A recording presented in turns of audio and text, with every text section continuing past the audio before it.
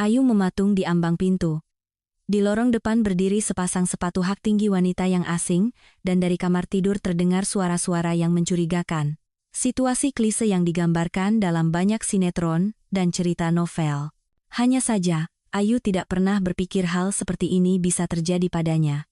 Dengan kaki yang terasa seperti kapas dan nyaris tak bisa digerakkan, ia berjalan menuju kamar tidur dan membuka pintu. Ia tidak salah. Bima sedang memeluk seorang gadis berkaki jenjang dengan rambut berwarna terang di ranjang mereka. Seketika, tenggorokannya terasa tercekat, nyaris meledak menjadi isak tangis yang putus asa. Namun, Ayu memutuskan tidak akan memberikan kepuasan pada mereka berdua untuk melihat air matanya. Berbalik, ia keluar dan membanting pintu dengan keras. Setelah berlari keluar dari gedung apartemennya, ia menghirup udara dengan rakus, bernapas dengan berat sambil mencoba menenangkan diri, tetapi tidak berhasil. Air mata membakar kulit wajahnya, bagaimana bisa dia melakukan ini? Tanyanya keras-keras. Seorang pejalan kaki bahkan menoleh, mengira pertanyaan itu ditujukan kepadanya, tetapi Ayu cepat-cepat berjalan menjauh dari rumah yang telah lama ia anggap sebagai miliknya. Aku akan mengambil barang-barangku besok, atau lain hari, pikir Ayu, sedikit lebih tenang, meskipun di alam bawah sadarnya ia sudah tahu bahwa ia tidak akan pernah kembali ke sana lagi. Menenggelamkan wajahnya di syal tipisnya, gadis itu bergegas menuju kafe terdekat karena di luar, hujan deras mulai turun tak terkendali. Awan hujan yang gelap menggantung rendah, dan angin bertiup begitu kencang hingga terasa menusuk tulang. Masuk ke dalam kafe, Ayu dengan ngeri menyadari bahwa dompetnya tidak ada. Setelah merogoh sakunya, ia berhasil mengumpulkan cukup uang receh untuk secangkir kopi. Tanpa uang, sekarang tanpa pria yang kucintai, pikir gadis itu sambil menyesap kopi yang harum. Untung saja ia secara refleks memasukkan ponsel ke sakunya, kalau tidak, ia juga akan terputus dari dunia luar. Ketika ia berhasil sedikit menghangatkan diri, seorang pelayan memberitahu bahwa kafe akan segera tutup. Ayu bergidik. Malam itu terasa sangat dingin dan basah karena hujan. Ia tidak bisa pulang, tidak ingin melihat orang yang telah mengkhianati dan menginjak-injak perasaannya. Selain ponsel, di sakunya ada seikat kunci. Salah satunya adalah kunci ruang kerjanya. Rencana pun tersusun, jadi Ayu bergegas menuju kantor penerbitan tempat ia bekerja selama beberapa tahun. Siapa di sana? Tanya seorang satpam tua. Oh, Mbak Ayu. Maafkan orang tua ini, tidak mengenali Mbak. Ada apa gerangan datang selarut ini? Pak Budi, bolehkah saya menginap di ruangan saya malam ini? Tanya Ayu dengan suara bergetar karena kedinginan. Bapak Budi telah bekerja sebagai satpam di penerbitan mereka selama beberapa tahun. Ia adalah pria tua yang baik hati dan ceria. Semua karyawan sangat menyukainya dan memanggilnya Pak Budi. Ya Tuhan, tentu saja, Mbak Ayu, katanya dengan sigap. Mana mungkin saya membiarkan Mbak kedinginan di luar, masuklah. Saya akan membuatkan teh hangat, Mbak gemetaran sekali, nanti bisa sakit. Ayu membuka ruangannya, melepas jaketnya, dan menyeruput secangkir teh jahe yang diseduh dengan penuh perhatian oleh sang satpam. Ia sangat menghargai pekerjaannya. Bima adalah salah satu pemilik perusahaan penerbitan ini. Siapa pemilik saham lainnya? Ia tidak tahu. Bima tidak suka membicarakan topik semacam itu. Hanya sekali ia pernah menyinggung bahwa ia mendirikannya bersama seorang teman yang kemudian menjual bagiannya kepada seorang pengusaha besar. Namun, secara de facto, Bima sendirilah yang mengelola penerbitan itu. Ayu, setelah lulus dari Fakultas Jurnalistik, bergabung dengan staf Bima, dan kemudian bahkan menjadi pemimpin redaksi. Ia berhasil dengan cepat mendapatkan wibawa dan rasa hormat dari rekan-rekannya, karena seringkali ia harus mengambil alih tugas Bima. Dan bukan hanya itu, ia selalu berusaha membantu suaminya dalam segala hal, baik dalam pekerjaan maupun keluarga, meskipun status di KTP hanyalah formalitas yang tidak penting bagi siapapun. Sudah berakhir, Ayu. Semuanya sudah berakhir. Orang yang kau anggap cinta sejatimu ternyata seorang bajingan dan pengkhianat, katanya pada diri sendiri dan tertawa getir. Bayangan pengkhianatan itu terus muncul di depan matanya. Mengunci pintu, Ayu akhirnya meluapkan perasaannya, menangis hingga tengah malam. Ia hampir tidak tidur, hanya terlelap sejenak menjelang pagi sambil duduk di kursi kerjanya. Ia terbangun oleh suara gaduh di ruang resepsionis. Pintu digedor dengan sekuat tenaga. Buka. Ayu. Buka. Ku bilang. Teriak Bima. Jantung di dadanya berdebar kencang. Ia sama sekali tidak ingin membuka pintu, tetapi ia tahu ia harus melakukannya, kalau tidak Bima akan membuat keributan yang lebih besar saat para karyawan mulai berdatangan. Kenapa kamu tidak pulang semalam? Tanya Bima. Ayu menatap keluar jendela dalam diam. Ia takut Bima akan melihat air matanya. Tidak, aku tidak akan memberinya kepuasan seperti itu, pikir Ayu sambil mengepalkan tangannya begitu erat hingga kukunya menancap di kulit. Ayu berbalik, berusaha menatap Bima dengan ekspresi tenang. Saya tidak ingin mengganggu Anda, Bapak Bima, dari urusan-urusan penting. Bima menatap matanya dengan kurang ajar, tetapi yang mengejutkan Ayu adalah tidak adanya penyesalan atau rasa bersalah sama sekali dalam tatapannya. Sebaliknya, ia menyeringai angkuh. Lalu apa? Apa yang kau sarankan? Kau mau bilang ini salahku karena kau membawa perempuan entah siapa ke rumah kita? Ayu merasa sulit bernapas. Ia telah menduga apa saja, tetapi Bima memutarbalikkan fakta seperti ini sudah keterlaluan. Ia memutuskan untuk mengakhiri pembicaraan dan mencoba keluar, tetapi Bima mendorongnya ke dinding. Mau kemana kau? Apa kau pikir aku akan membiarkanmu pergi begitu saja? Tanyanya dengan angkuh. Lepaskan, Bima. Semuanya sudah berakhir. Aku tidak mau melihatmu lagi. Ayu mencoba melepaskan diri dari cengkeraman kuat pria itu, tetapi tidak berhasil.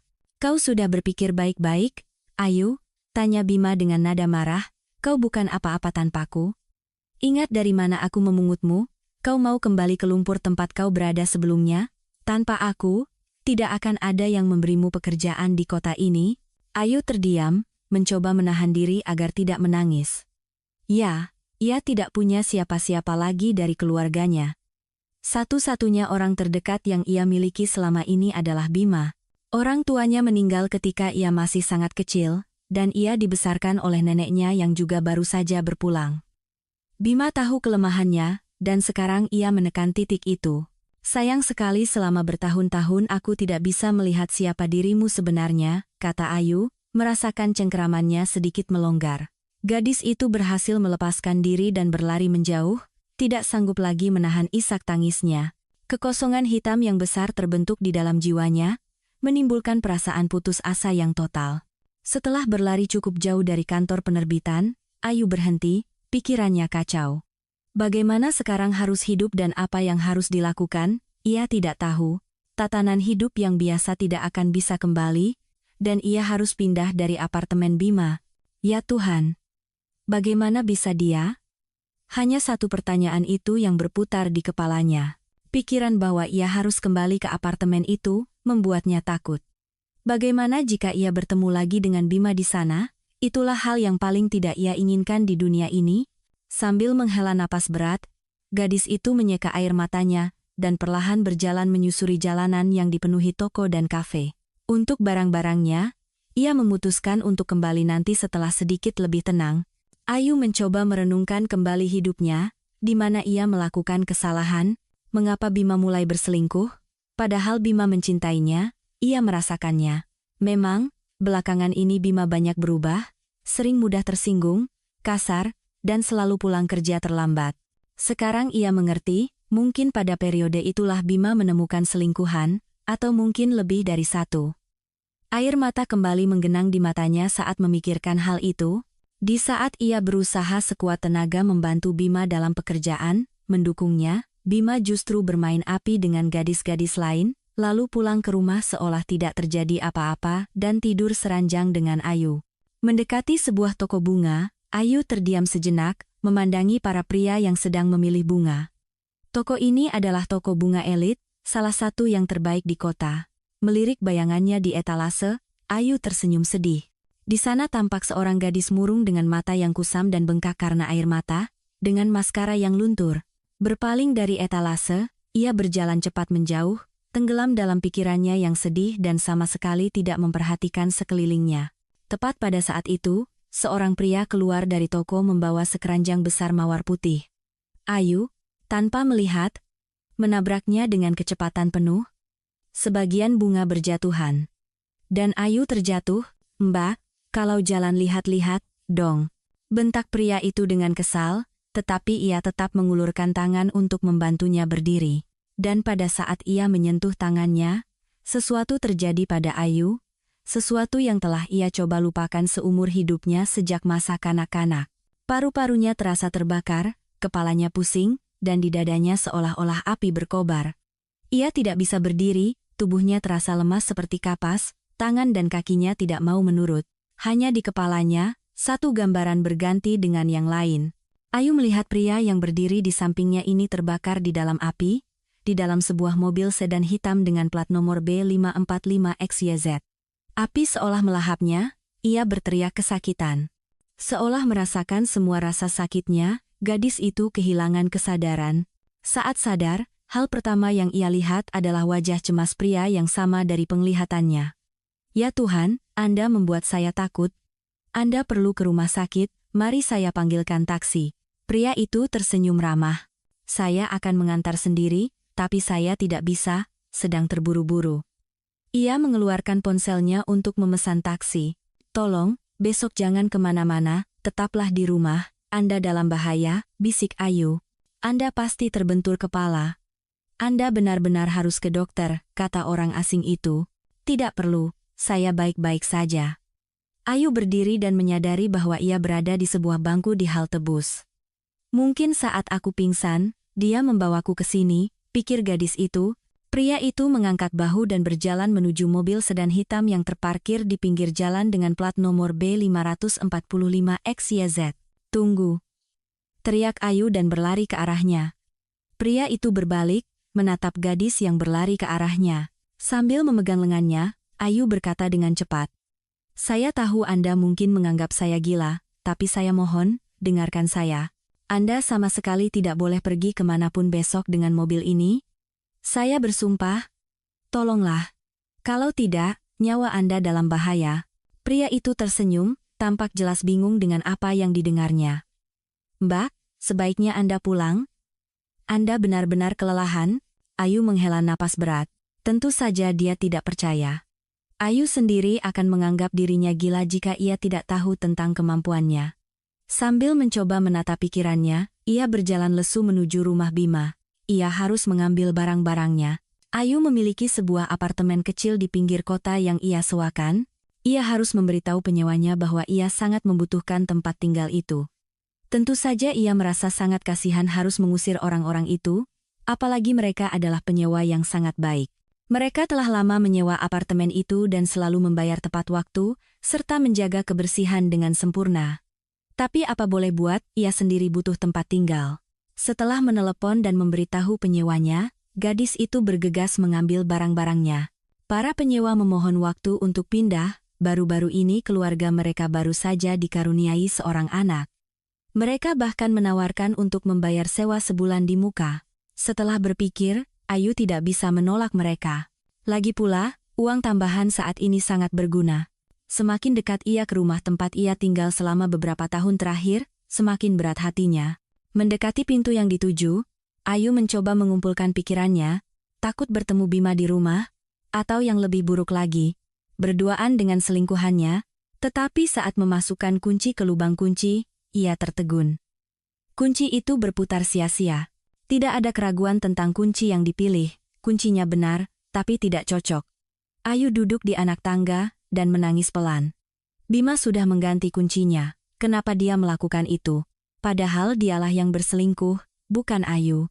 Gadis itu duduk di sana di anak tangga sampai larut malam, menunggu Bima, tetapi Bima tidak juga muncul. Ayu berpikir apa yang harus ia lakukan dan kemana harus pergi. Tentu saja, ia memiliki rumah tua peninggalan neneknya di desa di luar kota, tetapi rumah itu sudah cukup reyot bahkan saat neneknya masih ada. Neneknya menabung semua uangnya untuk membelikan cucu satu-satunya sebuah apartemen di kota, dan sekarang, apa yang terjadi dengan rumah itu? Ayu belum pernah ke sana sejak neneknya meninggal. Setelah berpikir sejenak, ia memutuskan untuk pergi ke kantor. Malam ini adalah giliran jaga Pak Budi lagi, pria tua itu pasti tidak akan membiarkannya terlantar di jalan. Sesampainya di kantor penerbitan, Ayu merasa sangat lelah. Setelah mengetuk, ia mendengar suara pintu dibuka. "Mbak Ayu, saya diperintahkan untuk tidak membiarkan Mbak masuk lagi. Maafkan saya, orang tua ini? Bima yang menyuruh, tanya Ayu, dengan bibir bergetar. Iya. Tadi setelah Mbak pergi, dia seperti orang kesetanan. Berteriak pada semua orang, menyuruh segera mencari pengganti Mbak. Tapi akan sulit baginya menggantikan Mbak, bahkan bekerja untuk 3 orang, satpam itu menghela napas berat. Saya tidak tahu apa yang terjadi di antara kalian. Tapi saya tidak bisa membiarkan Mbak kedinginan di luar, masuklah, menginap saja di pos saya. Besok pagi baru pikirkan apa yang harus dilakukan. Terima kasih, Pak Budi, jawab Ayu sambil terisak. Kepalanya serasa mau pecah, dan hatinya sakit karena perlakuan yang tidak adil. Namun, begitu kepalanya menyentuh bantal, Ayu langsung tertidur. Ia terbangun ketika matahari sudah bersinar terang, dan terdengar suara riuh orang-orang. Dengan cepat merapikan diri, Ayu menuju ruangannya. Yang mengejutkan, ruangannya terbuka. Ayu bergegas mengumpulkan barang-barangnya, yang cukup banyak. Yang terpenting tentu saja laptopnya. Dengan tergesa-gesa memasukkan barang-barangnya ke dalam tas, ia hendak keluar dari ruangan itu ketika Bima muncul di ambang pintu. Siapa yang berani membiarkanmu masuk ke sini? Kau sudah dipecat sejak kemarin. Desisnya. Jangan khawatir, aku datang untuk mengambil barang-barangku dan pesangon. Aku tidak akan mengganggumu lagi, jawab gadis itu. Orang yang berdiri di hadapannya sekarang nyaris tidak mirip dengan orang yang pernah ia cintai. Pergi, tapi letakkan barang-barang itu kembali, teriak Bima. Orang-orang yang penasaran mulai mengintip ke dalam ruangan, tetapi itu tidak membuatnya malu sedikit pun. Tapi ini barang-barang pribadiku, dan laptop ini juga milikku. Jangan gila, Bima, jawab Ayu sambil memeluk tasnya. Pada saat itu, Bima yang marah mengangkat tangannya untuk memukulnya, tetapi seorang sekretaris yang masuk menggagalkan niatnya. Bapak Bima, Direktur Utama sudah datang, menunggu Anda di ruangannya, kata gadis itu. Kau beruntung, sekarang pergi dari sini, teriak Bima pada Ayu. Aku tidak tahu kenapa kau bersikap seperti ini. Mungkin ini balasan atas kesetiaan dan cintaku padamu. Tapi ketahuilah, karma itu ada, dan semua kejahatan yang kau lakukan padaku pasti akan kembali padamu. Lihat saja nanti, kata Ayu dengan suara keras dan berlari keluar ruangan sambil menyeka air mata. Aditya, aku muak dengan semua ini. Rasanya aku seperti tercekik oleh keputusasaan, kata seorang pria yang duduk di kursi kulit besar di seberang temannya, Rian. Sobat, jangan berlebihan. Siapapun akan iri padamu, bisnis stabil, pendapatan bagus, gadis-gadis terbaik. Lihat saja cindimu itu, seperti keluar dari majalah, tidak bisa melepaskan pandangan, jawab Rian sambil tersenyum. Kau benar. Hanya saja semua itu sudah lama tidak memberiku kebahagiaan. Aku ingin hubungan yang tulus dan sejati. Sementara semua gadis itu, termasuk Cindi, hanya tertarik pada tebalnya dompetku. Aditya menatap keluar jendela dengan termenung. Masa sih hanya dompetnya, tawa Rian. Kau kan sudah populer sejak sekolah, karena selalu dianggap tampan. Aditya berdiri dan mendekati jendela panorama besar di ruang kerjanya. Ya, itu benar. Ia selalu diminati oleh kaum hawa, dan ketika ia punya uang, popularitasnya berlipat ganda. Kantor perusahaannya terletak di pusat bisnis terbesar, dan dari jendela terhampar pemandangan yang indah. Ini adalah syarat mutlak. Di dalam hatinya, Aditya adalah seorang romantis sejati, meskipun ia harus menyembunyikan perasaan itu dalam-dalam agar tidak dianggap lemah. Dalam bisnis, yang penting adalah ketegasan, ketenangan, dan kekerasan. Aditya memiliki sebuah holding media besar yang mencakup beberapa penerbitan terbesar dan bahkan beberapa stasiun televisi. Hari ini aku bertemu dengan seorang gadis aneh saat membeli bunga untuk Cindi, katanya pelan, terus menatap kejauhan. Lalu, apa gadis itu begitu cantik sampai membuatmu gila? Tanya Rian sambil tersenyum. Bukan itu masalahnya. Aku bahkan tidak sempat melihatnya dengan jelas, tapi kata-katanya tidak bisa hilang dari pikiranku. Bayangkan, dia memohon padaku untuk tidak naik mobil besok, katanya aku dalam bahaya. Rian tertawa. Wah, sobat, sepertinya masalahmu benar-benar parah. Sekarang kau percaya pada peramal dan semacamnya? Lagi pula, besok kita ada pertemuan penting, lupa? Aku ingat semua.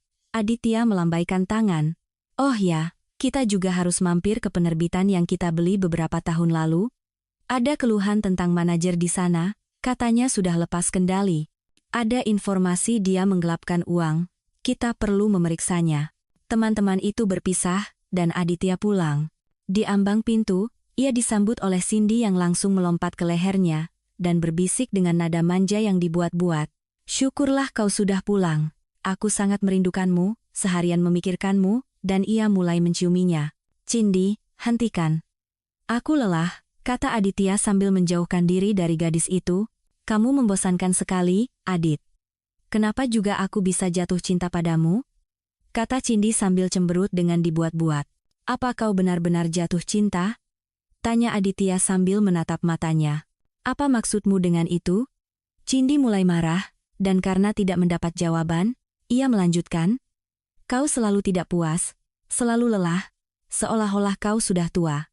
Aditya berjalan menuju kamarnya, tetapi sebelum masuk, ia berbalik dan berkata, aku tidak menahan siapapun. Jika kau tidak suka dengan sesuatu, kau tahu di mana pintu keluar. Ketika pintu di belakang pria itu tertutup, Cindy sudah mengeluh kepada ayahnya melalui telepon. Aditya berbaring diam di tempat tidurnya dan merenungkan hidupnya. Entah kenapa ia teringat masa kecilnya ketika ia tinggal berdua dengan ibunya. Waktu itu ia anggap sebagai masa terbaik dalam hidupnya. Mereka tinggal di sebuah kota kecil, jauh dari hiruk-pikuk kota metropolitan. Ayahnya pergi ke Jakarta untuk mencari peruntungan dan tidak pernah kembali. Ibunya sangat menderita, tetapi ia berhasil membesarkan putranya menjadi seorang pria sejati. Ketika Aditya menyelesaikan sekolah, ayahnya tiba-tiba muncul dan menawarinya untuk kuliah di universitas ternama di Jakarta, dan setelah lulus, menjanjikan pekerjaan yang baik. Seperti yang kemudian Aditya sadari, ayahnya tidak berhasil memiliki anak lagi dengan keluarga barunya. Itulah sebabnya ia teringat pada putra kandungnya. Saat itu, ayahnya sudah bukan orang miskin, jadi ia ingin melibatkan putra satu-satunya dalam bisnisnya. Awalnya, Aditya menolak, dendamnya pada ayahnya masih besar, tetapi ibunya bersikeras agar ia pergi. Akhirnya, pemuda itu menyerah. Setelah lulus dari universitas, ia mulai bekerja untuk ayahnya. Begitu ia sedikit mandiri, ia bergegas memisahkan diri, dan membuka usahanya sendiri, yang semakin hari semakin berkembang. Dengan Cindy, ayahnya yang mengenalkan mereka. Gadis itu adalah putri seorang mantan jaksa. Meskipun setelah ayahnya pensiun kondisi keuangan keluarga tidak begitu baik, koneksinya masih sangat luas. Nak, nikahi Cindy. Kau tidak akan menyesal. Gadis itu cantik sekali, dan dia sangat menyukaimu. Koneksi ayahnya akan membuka semua pintu bagi kita, bujuk ayahnya dengan antusias. Dan memang, pada awalnya hubungan mereka berjalan baik, sampai Aditya menyadari bahwa mereka tidak memiliki minat yang sama, bahkan untuk sekadar mengobrol pun tidak ada topik. Semuanya sudah jelas tanpa perlu dibicarakan. Teman-temannya memuji kecantikan Cindy, tetapi itu tidak membuatnya merasa lebih baik. Belakangan ini, Cindy mulai mengisyaratkan bahwa sudah waktunya untuk meresmikan hubungan mereka, dan orang tua dari kedua belah pihak juga terus menekan. Aditya terus menunda lamaran, dan akhir-akhir ini, ia semakin sering berpikir untuk putus. Tiba-tiba ia teringat gadis yang ditemuinya pagi ini. Dan entah kenapa, kenangan itu membuatnya tersenyum. Mengambil telepon, Aditya menelepon Rian. Sobat, tolong bantu aku akan ke rumah ibu hari ini, sudah janji. Aku tidak tahan, rasanya sesak di rumah sendiri. Tolong gantikan aku di pertemuan besok. Wah, kamu ini benar-benar putus asa, tawar Rian di telepon. Tapi aku naik apa? Mobilku kan masih di bengkel setelah kecelakaan. Tidak masalah, pakai mobilku saja, aku akan naik taksi ke rumah ibu. Sudah lama tidak bertemu dengannya, rindu sekali. Mengetahui bahwa Aditya akan pergi ke rumah ibunya, Cindy menunjukkan wajah tidak senang. Adit, kukira kita akan pergi ke klub? Bersenang-senang. Apa yang kau cari di kampung itu? Kampung yang kau sebut itu, adalah kota kelahiranku, tempat aku dilahirkan dan di mana banyak kenangan indah terikat. Selain itu, di sana tinggal orang yang paling dekat denganku, jawab Aditya. Kalau begitu, ajak aku juga. Akhirnya aku bisa bertemu dengan ibumu. Pernikahan sudah di depan mata, tapi kita belum saling kenal. Cindy seperti biasa memasang wajah sedih. Tidak perlu. Pergilah bersenang-senang dengan teman-temanmu. Aku ingin sendiri. Aditya berbalik, menelepon taksi. Ia tahu bahwa gadis seperti Cindy tidak akan disukai ibunya. Ibunya adalah orang yang peka dan akan langsung mengerti bahwa tidak ada perasaan di antara mereka, padahal ibunya selalu mengajarinya bahwa menikah harus karena cinta. Cindy, untuk basa-basi, masih memohon sedikit lagi, tetapi karena tidak mendapat persetujuan dari tunangannya, ia pergi ke klub bersama teman-temannya. Aditya, sebaliknya, memutuskan untuk mengunjungi penerbitan itu pagi-pagi sekali. Ia tidak bisa tidur, pikirannya kacau. Sesuatu seolah membebaninya, rasanya seluruh hidupnya sedang menuju kehancuran. Ya, ia tidak punya masalah dengan uang, tetapi itu tidak cukup. Ia hanya membutuhkan seseorang yang akan mencintainya dengan tulus dan mendukungnya, dan yang akan ia cintai juga. Suatu kali ia mencoba berbicara dengan ayahnya tentang hal ini, tetapi ayahnya hanya tertawa. Nak, tinggalkan omong kosong itu untuk orang-orang miskin yang bodoh. Apa ayah dan ibu tidak saling mencintai? Aditya terkejut. Dulu cinta, dan lihat apa hasilnya. Kehidupan sehari-hari dengan cepat menghancurkannya. Aku muak dengan kemiskinan dan pergi. Syukurlah aku melakukannya demi perjodohan yang menguntungkan. Ayahnya tersenyum sinis. Dan seperti yang kau lihat, ini menguntungkan semua orang. Jika aku tidak pergi saat itu, kita akan terus miskin di lubang itu. Dan sekarang, berkat aku, kau adalah seorang pengusaha sukses, memiliki semua yang kau inginkan. Ayahnya berdiri, berjalan diam-diam di sekitar ruangan, dan mengangkat alis. Jangan bilang kau menyesal dengan apa yang terjadi. Hanya orang bodoh, lemah, dan cengeng yang bisa berpikir seperti itu. Aditya nyaris tidak bisa menahan diri untuk tidak membentak ayahnya, tetapi sambil mengepalkan tangannya karena marah, ia berhasil menahan diri. Ia benar-benar tidak ingin terlihat lemah di mata ayahnya. Sepanjang hidupnya, ia mencoba membuktikan kepadanya bahwa ia bisa tumbuh menjadi orang yang layak tanpanya. Itulah sebabnya ia bekerja seperti orang gila untuk membangun bisnisnya sendiri dan memisahkan diri dari ayahnya. Ya, awal yang diberikan ayahnya sangat berharga. Karena itu, Aditya diam saja. Percakapan ini sering muncul kembali dalam ingatan Aditya. Dan sekarang, ketika ia sama sekali tidak bisa tidur, hal itu muncul lagi di benaknya. Ia baru bisa tidur menjelang fajar, dan tak lama kemudian alarm berbunyi. Mengingat janjinya untuk memberikan mobilnya kepada temannya, Aditya memanggil taksi. 40 menit kemudian, ia memasuki salah satu kantor penerbitannya. Namun, begitu ia masuk, ia mendengar teriakan keras, dan seorang gadis yang menangis berlari melewatinya, nyaris menabraknya. Di dalam gadis itu, ia mengenali kenalan barunya. Gadis itu bahkan tidak meliriknya. "Ada apa di sini?" tanyanya kepada sekretaris di ruang resepsionis.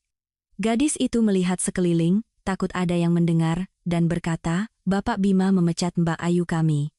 Padahal semua pekerjaan bergantung padanya, dia orang yang hebat, dan yang terpenting, jujur dan suka menolong. Sedangkan Bapak Bima." Yah, sekretaris itu sedikit ragu, kolektif tidak menyukainya, begitu. Gadis itu menunggu reaksi atas pengakuannya, tetapi Aditya tidak menjawab apa-apa, memutuskan untuk segera menyelesaikan masalah dengan Bapak Bima. Bima datang beberapa menit kemudian. Aditya menatap tajam pria ini. "Jadi begini, Bapak Bima. Anda diangkat menjadi direktur penerbitan, tapi tidak ada ketertiban. Banyak keluhan tentang Anda." Aditya memulai. "Saya tidak tahu siapa yang menyebarkan gosip kepada Anda, tapi di sini semuanya baik-baik saja, dan mereka yang menyebarkan informasi bohong pasti entah pesaing atau karyawan yang dipecat dan sakit hati." Bima menatap direktur utama dengan angkuh, bahkan menantang. "Justru itu. Akhir-akhir ini, tingkat pergantian karyawan di sini sangat tinggi. Bisakah Anda jelaskan kenapa?" tanya Aditya. Pria yang duduk di hadapannya mulai membuatnya jengkel. "Kami sedang menyaring staf, hanya memilih spesialis yang hebat," jawab Bima cepat. "Saya perhatikan. Pokoknya, akan ada pemeriksaan mendadak di penerbitan ini," kata Aditya. "Anda boleh pergi, Anda bebas." Pria itu cepat-cepat keluar, tetapi Aditya sempat melihat betapa tegangnya dia. Setelah melakukan beberapa panggilan ke kantor pusat, Aditya memerintahkan untuk mengirim spesialis terbaik untuk melakukan pemeriksaan di penerbitan ini. Dan sebelum pergi, ia meminta berkas Ayu yang dipecat secara tidak adil dari bagian personalia. Aditya naik taksi dan pergi ke rumah ibunya, tak lupa mampir ke toko untuk membeli semua yang diperlukan. Dari antisipasi bertemu dengan orang yang dicintainya, hatinya menjadi hangat dan gembira. Tempat di mana masa kecil dan remajanya berlalu tidak berubah sedikit pun sejak kunjungan terakhirnya. Sayangnya, ia tidak bisa sering datang ke sini karena jadwal yang padat. Setelah membayar sopir taksi, Aditya berdiri sejenak di depan gedung apartemen 5 lantai tempat ia dibesarkan. Berkali-kali ia menawarkan ibunya untuk pindah ke tempatnya, atau membeli apartemen di gedung yang lebih baru dan modern, tetapi selalu mendapat penolakan. Menghirup aroma hari yang sejuk setelah hujan, Aditya tersenyum dan masuk ke dalam gedung. Ibu Elina tidak menyangka akan melihat putranya, tetapi sangat senang dengan kedatangannya. "Nak, kamu baik-baik saja?" tanyanya. Hati-hati kepada putranya, yang dengan lahap menyantap makanan. "Iya, baik-baik saja, Bu," jawab Aditya singkat. "Biasanya kamu memberitahu dulu." "Jangan salah sangka, Ibu senang sekali melihatmu. Cuma kamu kelihatannya sedang sedih. Lelah dengan hiruk-pikuk kota, Bu, kangen rumah." "Sudah lama tidak bertemu Ibu, rindu." Aditya tersenyum seperti anak kecil. Ibu Elina tidak bertanya lebih lanjut, meskipun ia melihat putranya jelas sedang memikirkan sesuatu. Malam itu, untuk pertama kalinya setelah sekian lama, ia tidur nyenyak dan pulas, dan tidur hampir sampai siang keesokan harinya, setelah sebelumnya mematikan telepon. Ketika ia menyalakannya kembali, pesan-pesan berdatangan seolah-olah ia tidak aktif selama sebulan penuh. "Telepon aku segera." Pesan seperti itu dari temannya, Rian, tidak kurang dari 10. Di antara mereka ada juga pesan dari Cindy, tetapi ia memutuskan untuk mengurusnya nanti, urusan lebih penting. Rian langsung menjawab telepon. "Kau di mana saja? Di sini terjadi sesuatu. Aku kira terjadi apa-apa denganmu. Aku sudah membuat semua orang panik," teriak Rian di telepon. "Tunggu, ada apa?" Aditya terkejut. Ternyata mobil Aditya mengalami kecelakaan dan tidak bisa diperbaiki lagi. Malamnya, saat hendak pergi mengurus pekerjaan menggantikan Aditya, Rian teringat bahwa ia lupa dokumen penting di kantor, jadi ia meminta sopir untuk mengambilnya. Tetapi sopir itu mengalami kecelakaan parah yang menewaskannya. Menurut versi awal, rem dan tangki bensin mobil itu rusak. Mobil itu terbakar. "Ini bukan kebetulan, teman-teman sudah bilang," lanjut Rian, "kita berdua beruntung. Kasihan sopirnya, masih muda, baru saja bekerja." Aditya cepat-cepat bangkit dan bersiap-siap pulang. "Nak, kok sudah mau pergi? Ibu kan belum sempat ngobrol denganmu." Mata ibunya berkaca-kaca. "Aku harus pergi, Bu." "Maaf, aku pasti akan segera datang lagi, jangan khawatir." Aditya mencium ibunya dan hampir berlari menuju taksi. 3 hari kemudian, pemeriksaan resmi mengkonfirmasi dugaan tersebut. Pesangon yang diterima Ayu di kasir ternyata sangat kecil, meskipun gaji Ayu tidak terlalu tinggi dibandingkan dengan beban kerja dan tanggung jawabnya. Ia tidak pernah meminta Bima untuk menaikkan gajinya, merasa tidak enak dengan karyawan lain, semua orang tahu bahwa mereka tinggal bersama. Ayu merasa dengan begitu ia memberikan kontribusi yang tak ternilai bagi urusan keluarga bersama mereka. Ia sangat mencintai pekerjaannya, sayang sekali tidak ada yang menghargainya. Perjalanan 2 jam di kereta ekonomi yang dingin terasa tak berujung. Turun di stasiun yang dituju, Ayu bergidik. Angin menembus hingga ke tulang, dan perjalanannya masih jauh. Memanggil ojek online tidak ada gunanya.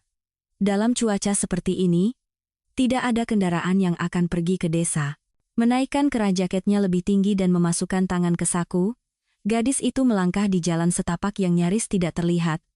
Ia hampir kehabisan tenaga ketika desa yang dikenalnya mulai terlihat. Sedikit lagi, pikir Ayu dalam hati, mengumpulkan sisa tenaganya. Tiba-tiba ia merasa mendengar suara aneh di dekatnya. Ayu menoleh dan melihat sesosok manusia terbaring di lumpur. Dengan hati-hati mendekat, ia mendengar gumaman seorang pria. "Anda kenapa? Anda sakit?" tanya gadis itu cepat. Pria itu mengatakan sesuatu, tetapi Ayu tidak bisa memahaminya. Mengambil ponsel dari tasnya, ia menyorotkan cahaya ke wajahnya. Agus, ya Tuhan, apa yang terjadi? Dalam sosok yang terbaring di lumpur itu, ia mengenali teman sekelasnya yang dulu tinggal tidak jauh darinya. Di masa kecil, mereka sangat akrab, dan di masa remaja, Agus bahkan pernah menyatakan cinta padanya. Setelah itu, neneknya memberitahu bahwa pemuda itu salah jalan, mulai minum-minum, dan sekarang, ia mengerti bahwa pemuda itu mabuk berat. Meninggalkannya terbaring di sini, ia tidak bisa. Dia bisa mati kedinginan dalam cuaca seperti ini. Siapa yang harus dihubungi, ia tidak tahu, dan ponselnya hampir habis baterai. Ayu melihat ke arah desa, tidak terlalu jauh lagi. Mengangkat pria itu, ia tidak sanggup, merobek beberapa kantong plastik dan mengikatnya. Gadis itu membalikan Agus dan menaruhnya di atas plastik.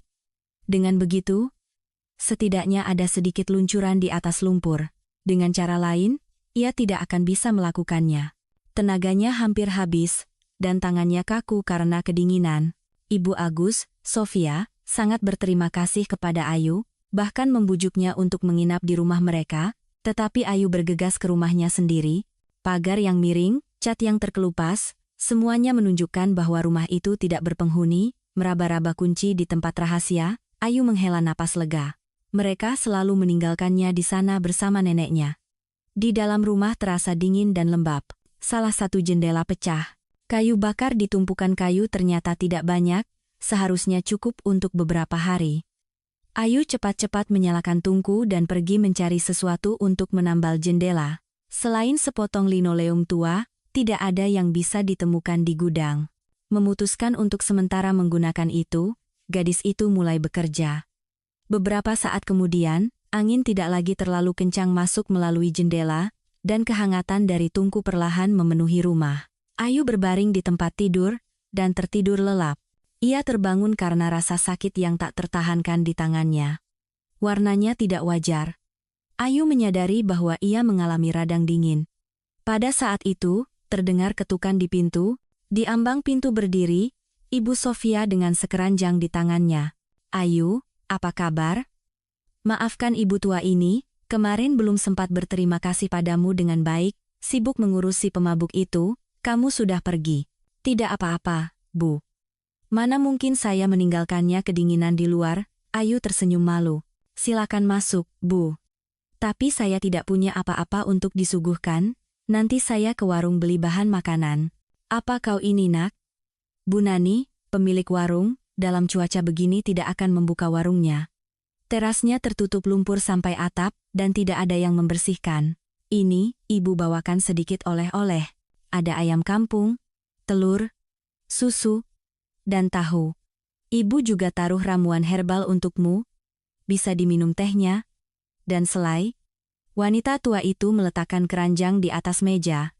Ayu mengeluarkan oleh-oleh itu dan berterima kasih pada tetangganya. Dunia ini memang tidak kekurangan orang baik, pikirnya. "Apa yang membawamu ke sini, Nak?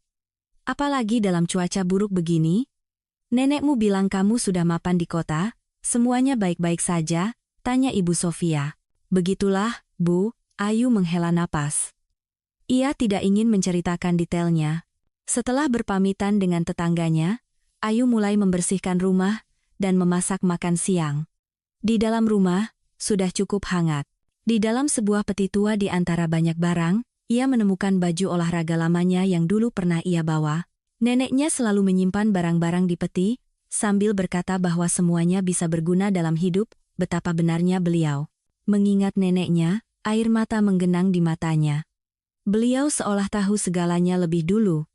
Tak heran di desa orang-orang bersikap waspada padanya, tetapi pada saat yang sama semua menghormatinya. Tidak ada yang tahu tentang kemampuannya, kecuali cucunya. Yang lain hanya bisa menduga-duga. Tangannya semakin sakit. Selain itu, tenggorokannya mulai sakit dan suhu tubuhnya naik. Di rumah tidak ada obat sama sekali, hanya rebusan herbal yang dibawa tetangga dan selai yang sedikit membantu. Bangun pagi, Ayu merasa kondisinya semakin buruk. Tenaganya hampir habis, demamnya tidak turun. Gadis itu sesekali jatuh tertidur. Ia bermimpi tentang neneknya dan masa-masa tanpa beban yang mereka lalui bersama. Orang tuanya meninggal dalam kecelakaan kerja ketika ia berusia hampir 7 tahun. Bus yang membawa mereka ke tempat kerja terbalik dan jatuh ke jurang. Semua selamat kecuali orang tua Ayu. Neneknya seolah tahu lebih dulu apa yang akan terjadi. Setelah dewasa, suatu hari Ayu bertanya padanya mengapa ia tidak melarang mereka pergi saat itu jika ia tahu segalanya. Bukan kuasaku untuk menentukan nasib orang, cucuku. Takdir tidak bisa dihindari, sepahit apapun bagi kita. Sejak saat itu, mereka tinggal berdua dengan neneknya. Wanita tua itu merawat cucunya sebisa mungkin. Ia bahkan berhasil membeli sebuah apartemen kecil di kota untuknya. Gadis itu sangat menyayangi neneknya, berusaha membantunya dalam segala hal.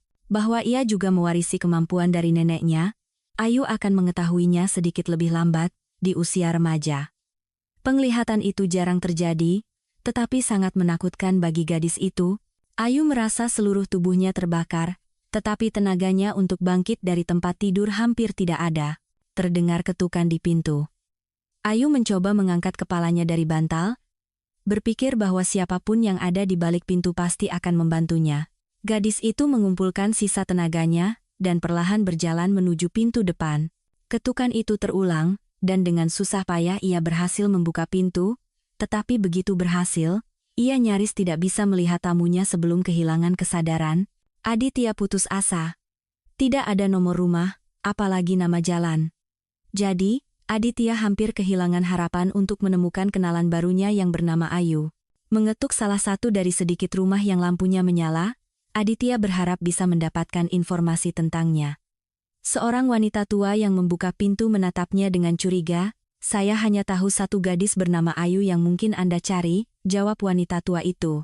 Di sini kebanyakan orang tua, dan orang-orang seperti anak saya ini. Wanita itu menunjuk pada seorang pria yang mendengkur keras di sofa. Bau alkohol yang menyengat di ruangan itu sudah cukup menjelaskan. Bayangkan, Ayu baru saja menyelamatkan si bandel saya ini dari kematian kedinginan, menemukannya tergeletak di lumpur. Tolong sampaikan terima kasih saya lagi padanya. Saya sendiri tidak bisa pergi, sudah 3 hari sakit, susah bangun. Sekarang Aditya tahu arah yang harus dituju. Menemukan rumah yang dimaksud, pria itu memperhatikan bahwa pintu tertutup lumpur, dan hanya cahaya lampu yang redup yang menandakan ada orang di dalam. Tidak ada yang menjawab ketukannya, ia harus mengetuk berkali-kali sebelum pintu terbuka. Namun, begitu membuka pintu, gadis itu langsung jatuh pingsan. Aditya sempat menangkapnya dan, setelah masuk ke dalam rumah, membawanya ke tempat tidur. Wajah gadis itu pucat pasi, dan seluruh penampilannya menunjukkan bahwa ia harus segera dibawa ke rumah sakit. Ide memanggil ambulans langsung Aditya singkirkan. Kemungkinan besar tidak akan bisa melewati jalanan berlumpur seperti ini. Jadi, ia memutuskan untuk membawanya sendiri. Mobil SUV yang ia pinjam dari ayahnya bisa dengan mudah melewati genangan lumpur apapun. Membungkus Ayu dengan selimut, Aditya dengan hati-hati membawanya ke kursi belakang mobil dan berangkat ke rumah sakit, sambil menelepon salah satu dokter terbaik di kota. Saya mohon, tolong bantu dia, pinta Aditya. Jangan khawatir, ini tugas kami, jawab dokter sambil memasukkan uang yang diterimanya dari Aditya ke dalam saku. Gadis itu dibawa pergi, dengan janji akan diberitahu kondisinya begitu situasinya jelas. Sepanjang perjalanan pulang, Aditya memikirkan Ayu. Tidak setiap gadis akan mempertaruhkan kesehatannya untuk menyelamatkan seorang pemabuk, pikirnya. Luar biasa, menyentuh, dan begitu tak berdaya. Begitulah Ayu di matanya, meskipun ia sama sekali tidak mengenalnya. Membuka mata, Ayu tidak bisa mengerti di mana ia berada. Baru beberapa saat kemudian ia sadar bahwa ini adalah rumah sakit. Ruangannya modern dengan renovasi yang bagus, seperti yang hanya pernah ia lihat di film. Pergelangan tangannya diperban sepenuhnya, dan obat mengalir dari infus di sampingnya. Bagaimana ia bisa sampai di sini? Ia tidak mengerti. Seorang perawat yang masuk tersenyum ramah. Akhirnya sadar juga. Saya akan panggilkan dokter. Dengan kata-kata itu, ia bergegas keluar. Dokter memeriksa Ayu cukup lama, mengajukan banyak pertanyaan tentang kondisinya. Yang paling mengkhawatirkan adalah tangan gadis itu. Baiklah, Ayu, kondisi Anda sudah berhasil kami stabilkan. Perkembangan pneumonia berhasil dihentikan dengan obat-obatan. Tentu saja, Anda masih perlu berada di bawah pengawasan sampai tubuh Anda pulih sepenuhnya. Beristirahatlah, dokter mengakhiri dan keluar. Ayu tinggal di ruangan bersama perawat yang mengganti cairan infus. Suami Anda hebat, membawa Anda ke sini digendong, membuat seluruh rumah sakit heboh, dan mendapatkan obat-obatan paling mahal. Pria yang tampan pula. Oh, maaf, perawat itu berhenti, melihat tatapan serius pasiennya. Suami, katamu? Ayu tidak mengerti apa yang terjadi, peristiwa terakhir terhapus dari ingatannya. Bahwa Bima bisa merawatnya? Sulit dipercaya? Terutama setelah apa yang terjadi di antara mereka. Lalu siapa? Beberapa hari berikutnya berlalu seperti itu juga, prosedur, suntikan, minum obat. Hanya perawat muda itu yang sesekali membawakan oleh-oleh yang dikirim oleh suaminya, setiap kali dengan penuh kekaguman menceritakan tentangnya. Ayu sedang tertidur lelap ketika Aditya masuk ke dalam ruangan. Dalam 2 hari, gadis itu terlihat berbeda. Pipinya mulai merona, dan napasnya teratur dan tenang. Dari dokter, Aditya tahu bahwa tangannya menderita luka bakar dingin yang parah dan membutuhkan perawatan jangka panjang. Selama beberapa hari ini, ia berhasil mengetahui banyak tentang Ayu. Ia mempelajari berkasnya yang diambil dari bagian personalia di kantor penerbitan dan berbicara dengan rekan-rekannya. Ia ingin menyentuh tangannya, tetapi takut membuatnya kaget. Ayu seolah merasakan kehadirannya, dan perlahan membuka matanya. Anda? Bisiknya. Halo. Saya Aditya. Waktu itu kita tidak sempat berkenalan, ia tersenyum. Maaf jika saya menyinggung Anda. Justru saya yang minta maaf, bicara yang bukan-bukan. Anda pasti mengira saya gila, jawab Ayu. Justru itu, tidak. Aku berutang padamu. Bisa dibilang kau menyelamatkan nyawaku. Aku tidak pernah percaya hal-hal seperti itu, tapi kata-katamu membuatku membatalkan perjalanan, ketulusan dan desakanmu menyentuhku. Terima kasih. Ayu terdiam, tidak mampu mengatasi napasnya, yang terengah-engah. Sentuhannya seperti sengatan listrik, hal seperti ini hanya pernah ia rasakan ketika ia mengetahui kemampuannya di masa kecilnya yang jauh.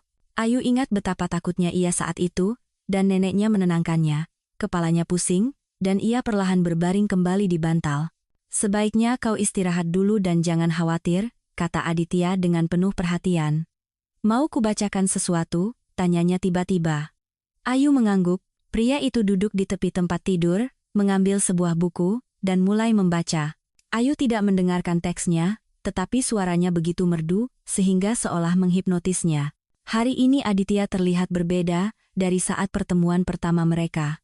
Saat itu, ia mengenakan setelan jas dan mantel yang tegas. Sekarang, ia mengenakan jeans biru dan kaos biasa. Rambutnya gelap, panjang sedang, disisir rapi ke atas. Aditya bercukur bersih, dan aroma parfumnya nyaris tidak tercium, tetapi sangat menyenangkan. Aditya datang setiap hari. Awalnya percakapan mereka singkat, tetapi seiring waktu mereka mulai berbicara seperti kenalan lama.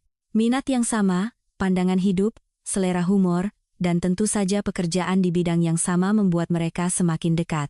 Bagaimana kau bisa menemukanku waktu itu? Tanya gadis itu pada suatu malam ketika Aditya seperti biasa ada di sampingnya. Ia tersenyum. Ceritanya panjang. Aku harus berkenalan dengan tetanggamu, dan akhirnya menemukan alamatmu. Kau berbicara dengan Bima? Ayu terkejut. Ya.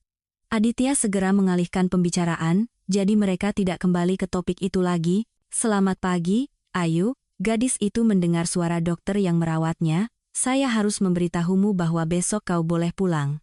Hasil lab sudah cukup bagus.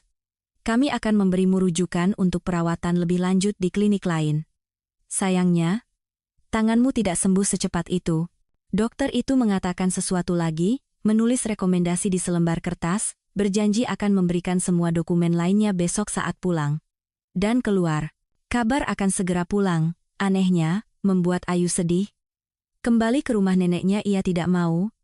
Dengan tangan yang sakit, mengurus kehidupan sehari-hari sangat menakutkan. Ayu menyadari bahwa ia tidak akan bisa mengatasinya. Dan perawatan mahal yang ia terima sekarang, seperti yang ia pahami dari kata-kata perawat, dibayar oleh Aditya. Malam itu, untuk pertama kalinya, Aditya tidak datang menjenguknya. Ayu menunggu sampai gelap, tetapi sia-sia. Tidur pun tidak datang, berbagai pikiran muncul di kepalanya. Menghabiskan hampir sepanjang malam tanpa tidur, pagi-pagi sekali ia pergi ke ruang dokter untuk mengambil surat keluar. Setelah mengambil suratnya, gadis itu perlahan berjalan menuju pintu keluar. "Ayu." Ia mendengar suara yang dikenalnya di dekatnya. "Syukurlah, kukira aku terlambat." Aditya berdiri di sampingnya dengan sebuket bunga. "Maaf, kemarin tidak bisa datang, sibuk sekali. Harus menyelesaikan banyak urusan penting." "Duduk dulu, ada yang mau kubicarakan." Aditya mengajaknya ke kafe rumah sakit untuk berbicara. Ayu nyaris ingin memeluknya saat bertemu. Ia sudah tidak berharap akan melihatnya lagi. Mengajak wanita itu duduk, Aditya tidak terburu-buru memulai pembicaraan, terlihat jelas bahwa ia gugup. "Aku sudah berbicara dengan dokter," Aditya memulai. "Dia bilang kau membutuhkan perawatan lebih lanjut, dan itu cukup serius. Kurasa kau tidak seharusnya kembali ke rumah di desa itu. Rumah itu hampir tidak layak huni, dan perjalanan dari sana ke kota untuk perawatan sangat tidak mungkin. Dan bagaimana kau akan mengurus dirimu sendiri?" Aditya berhenti sejenak. "Aku punya apartemen di kota," jawab gadis itu pelan. "Itu juga aku tahu. Seperti juga aku tahu bahwa kau kehilangan pekerjaan karena Bima." Pria itu jelas tegang. "Aku punya tawaran bisnis untukmu," akhirnya ia mengatakannya, menatap lawan bicaranya dengan penuh tanya. "Pekerjaan? Sebagai apa?" "Aku tidak begitu mengerti," Ayu bingung. Kepalanya benar-benar kacau. "Ayu, kau adalah spesialis yang hebat di bidangmu. Maaf, aku harus mencari tahu. Aku sedang merencanakan sebuah proyek yang sangat menarik, tapi aku butuh bantuan seseorang yang bisa kupercaya sepenuhnya. Aku yakin padamu. Selain itu, kau punya pengalaman yang diperlukan. Saat ini hanya segelintir orang yang tahu tentang ini. Detailnya akan kita bicarakan nanti." Aditya menutupi tangan gadis itu dengan tangannya. "Aku punya rumah besar, kau akan punya kamar dan ruang kerja sendiri. Kita akan pergi untuk perawatan yang diperlukan agar kau cepat sembuh." Ia menatap matanya. "Pikirkanlah, ini adalah jalan keluar terbaik. Aku tidak tahu." Ayu menatap mata birunya, dan tidak bisa mengerti apa yang terjadi padanya. "Aku setuju." Setelah jeda singkat, ia akhirnya memutuskan untuk menjawab, dan dalam hati ia berpikir, apapun yang terjadi. Karena berpisah dengan Aditya, ia sama sekali tidak mau. Ia tersenyum dan menghela napas lega. Mereka menuju mobil yang terparkir. Di tempat parkir, bukan SUV yang menunggu mereka, melainkan sebuah sedan biru tua kelas eksekutif, memutuskan untuk ganti citra. Tawa Aditya melihat pertanyaan di mata teman wanitanya. Perjalanan ke tempat tujuan cukup jauh. Sepanjang jalan mereka bercakap-cakap santai, tertawa, dan bercanda. Tetapi semakin dekat mereka, Aditya semakin serius. Menghentikan mobil di pintu masuk sebuah kompleks perumahan pribadi, Aditya berkata, "Ayu, ada sesuatu lagi yang ingin kukatakan padamu." Aditya berhenti sejenak. "Di rumah, selain aku, juga tinggal Cindi, tunanganku." Informasi ini berefek seperti siraman air dingin bagi Ayu. Seketika, tenggorokannya tercekat, dan matanya berkaca-kaca. "Aku mengerti," jawab Ayu dengan suara serak. "Jangan khawatir, Cindi tidak mengerti apa-apa tentang pekerjaan, jadi tidak akan ada yang mengganggumu bekerja." Ayu mengangguk dalam diam, dan berpaling ke jendela. Tentu saja ia curiga bahwa pria seperti Aditya tidak mungkin sendiri, tetapi di lubuk hatinya ia berharap begitu. Sisa perjalanan mereka lalui dalam diam. Memarkir mobil di depan sebuah rumah besar, Aditya mengambil barang-barang gadis itu dan memberi isyarat agar ia mengikutinya. Di dalam, rumah itu ternyata lebih besar dari yang terlihat dari luar. Namun, yang mengejutkan Ayu, tempat tinggal itu cukup nyaman. Ia selalu berpikir bahwa rumah-rumah besar seperti itu seperti museum, sama sekali tidak memiliki kehangatan. Tapi sepertinya di sini ia salah. Mereka disambut oleh staf yang terdiri dari 3 orang. Seorang wanita juru masak, seorang asisten rumah tangga, dan seorang pria tua yang merupakan kepala pelayan. "Perawatmu akan datang nanti sore dan membawa semua yang diperlukan untuk perawatan. Untuk sementara, silahkan beristirahat."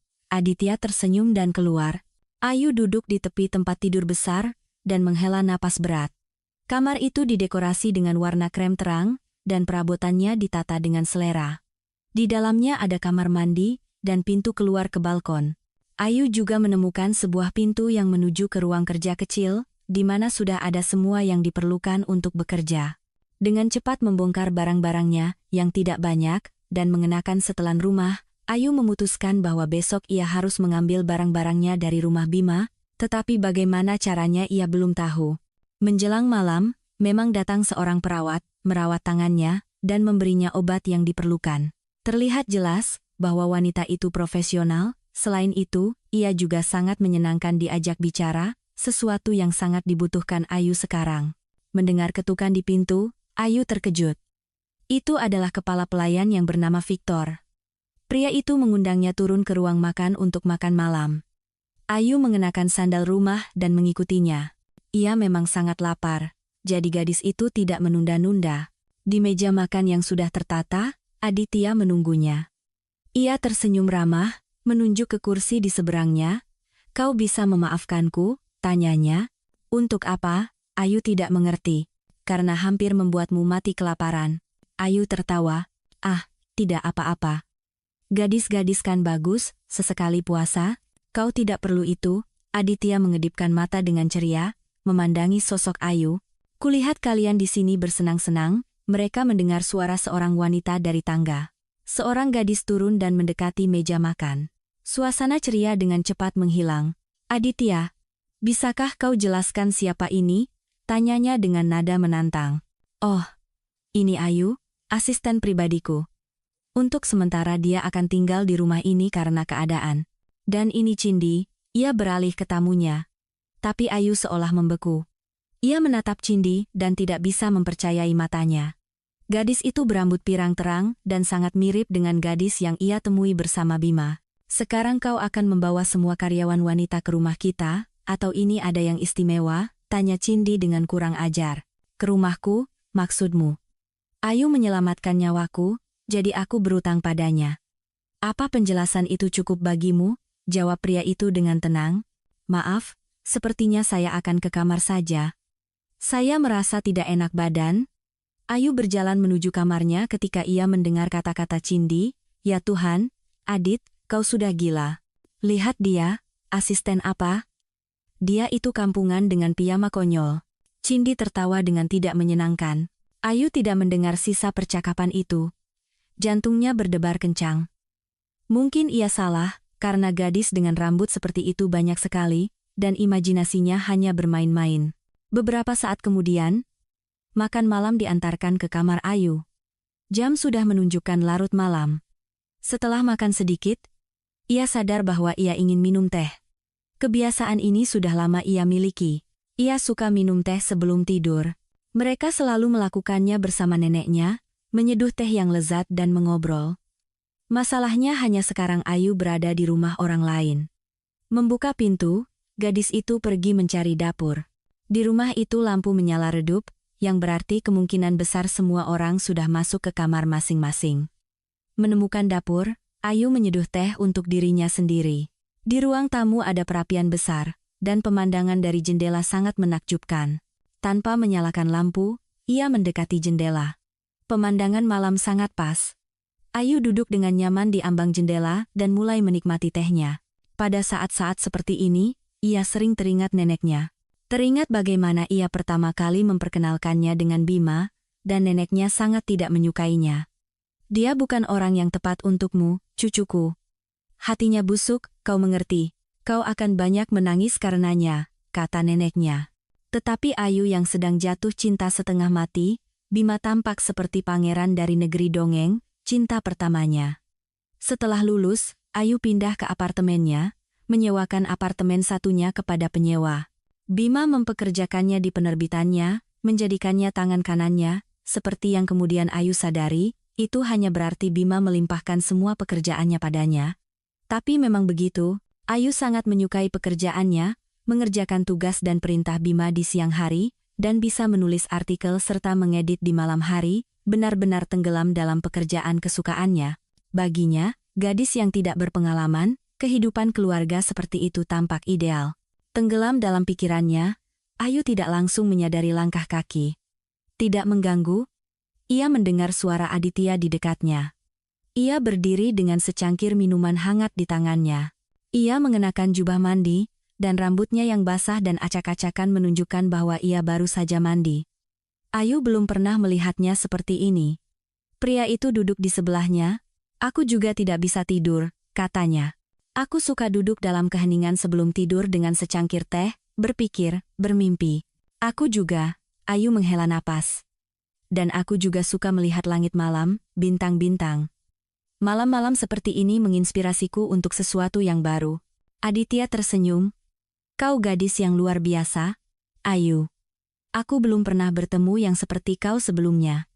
Ceritakan bagaimana kau tahu bahwa aku dalam bahaya. Ayu sudah lama menduga akan mendengar pertanyaan ini. Aku sendiri tidak tahu bagaimana itu terjadi.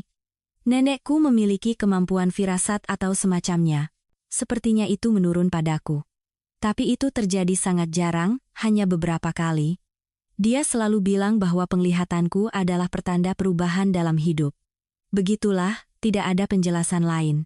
Terima kasih, bisik Aditya, menatap Ayu lekat-lekat. Keheningan itu berlangsung lama. Kurasa sudah waktunya tidur, senyum Ayu, mencoba mencairkan suasana. Ya, tentu saja. Beristirahatlah. Aditya mengucapkan selamat malam, tetapi ia sendiri tetap tinggal di ruang tamu. Duduk di kursi kulit yang nyaman di ruang kerjanya, Aditya minum kopi yang harum. Di seberangnya duduk Rian. Aku tidak mengerti kenapa kau membawanya ke rumah. Tentu saja Cindy menentangnya. Itu normal, ceramah Rian. Normal itu membantu orang. Apalagi kalau kita berutang pada mereka, jawab Aditya dengan termenung, menikmati kopinya. Sejak kapan kau jadi dermawan? Dulu aku tidak pernah melihat kecenderungan seperti itu padamu. Tunggu. Jangan-jangan kau suka dengan gadis itu? Rian tertawa. Dia bukan gadis sembarangan, tapi gadis yang sangat baik. Sudahlah, akhiri pembicaraan kita. Aku sangat sibuk. Maaf. Aditya memberi isyarat ke pintu. Ketika ia akhirnya sendirian di ruangannya, ia termenung. Di atas meja, di tempat yang paling terlihat, ada sebuah bingkai foto di mana mereka bersama Cindy. Mereka telah bersama selama beberapa tahun, tetapi menurut Aditya, mereka tidak pernah benar-benar dekat. Ya, tentu saja Cindy adalah gadis yang cerah dan mempesona, tetapi, telepon berdering. Ada pesan dari Cindy yang mengingatkannya tentang acara teater malam ini. Dalam kesibukan beberapa hari terakhir, ia benar-benar lupa. Ia sama sekali tidak ingin pergi, tetapi membayangkan bagaimana Cindy akan mengomelinya. Setelah penolakan, ia memutuskan untuk setuju. Ayu terbangun begitu matahari terbit. Tangannya masih sakit, tetapi tidak separah sebelumnya. Mendekati jendela, ia melihat Aditya berjalan menuju mobil barunya. Hari ini ia mengenakan setelan jas, seperti saat ia pertama kali melihatnya. Seolah merasakan tatapannya, ia berbalik dan menatapnya di jendela. Ayu tersenyum malu dan melambaikan tangan padanya. Pria itu balas melambai dan masuk ke mobil. Hari ini ia harus berkenalan dengan proyek baru Aditya. Setelah minum obat, ia turun untuk sarapan. Di bawah, Ayu mendapati Cindy sedang duduk di meja. Gadis itu membeku ragu-ragu. Ya Tuhan, kau lagi. Dengar. Manis. Ia berkata kepada Ayu. Ini adalah area makan untuk pemilik rumah. Bukan untuk staf pelayan. Aditya akan mempekerjakanmu sementara untuk membantu pekerjaan. Jadi, tolonglah sarapan dengan para pelayan, dan jangan merusak nafsu makan orang. Cindy berdiri diam, menatap gadis itu. Sekarang ia hampir tidak ragu lagi bahwa dialah yang ia lihat di apartemen Bima. Apa aku bicara tidak jelas? Teriak Cindy. Maaf, memang lebih baik saya pergi, jawab Ayu pelan. Pergi ke dapur, juru masak membuatkannya kopi dan memberinya beberapa roti lapis. Gadis itu membawa semuanya ke kamarnya, memutuskan untuk sarapan di sana. Kesan dari pertemuan dengan tunangan Aditya tidak menyenangkan, tetapi dengan tenggelam dalam pekerjaan, Ayu bisa mengalihkan pikirannya. Ketukan di pintu memecah konsentrasinya. Seorang asisten rumah tangga membawa tas-tas besar dan meletakkannya di dekat tempat tidur. Ini, terima, katanya dengan ceria dan cepat-cepat keluar. Di dalam tas-tas itu, ada barang-barang Ayu. Tapi bagaimana barang-barang itu bisa sampai di sini, padahal semuanya ada di rumah Bima. Dalam pikirannya, ia sudah mengucapkan selamat tinggal pada barang-barang itu, memutuskan untuk perlahan-lahan membeli semua yang diperlukan. Saat ia sedang memeriksa barang-barangnya, gembira seperti anak kecil, telepon berdering.